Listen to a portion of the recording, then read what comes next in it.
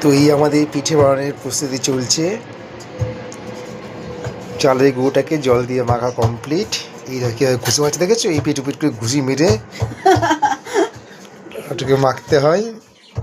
না না, এই তো হয়ে গেছে, হয়ে এসছে প্রায়, বানানো আছে। এদিকে এই দেখো পুর বানানো রেডি। নারকেল সকালবেলায় কুড়িয়ে রেখে গুড় দিয়ে জাল দিয়ে এটাকে পুরটা বানানো হয়েছে। গোল গোল করে নিয়েছি। এবার এইটাকে আমরা হাতের সাহায্যে ঠিক এখন দেখেছো কড়াইয়ের মতন বানিয়ে ফেলেছি। তারপরে এই এর মধ্যে ভরে দিলাম। তারপর আস্তে আস্তে মুখটা মুড়ে নিয়ে টেস্ট লাগবে না। তুই দেখো মুখটা আস্তে আস্তে মুড়ে নিয়ে তারপর আস্তে আস্তে জাস্ট এরকম হয়ে গেল একটা ডিজাইন হয়ে গেল।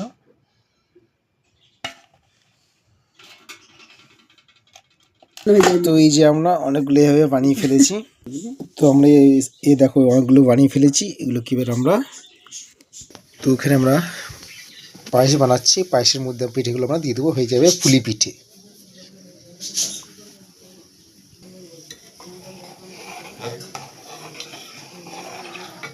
যেগুলো আমাদের বানানো কমপ্লিট।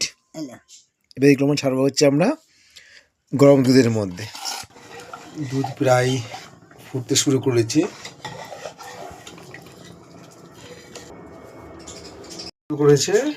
তো এবার একটা একটা করে এটা সাজিয়ে দিয়ে দেবো, দেওয়া হচ্ছে এর মধ্যে, গরম দুধের মধ্যে।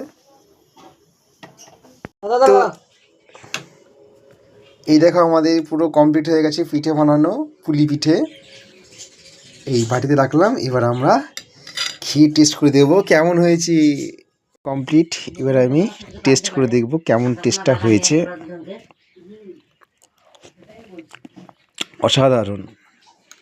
তো বন্ধুরা তোমরা চলে এসো, একবার টেস্ট করে যাবে কেমন হয়েছে।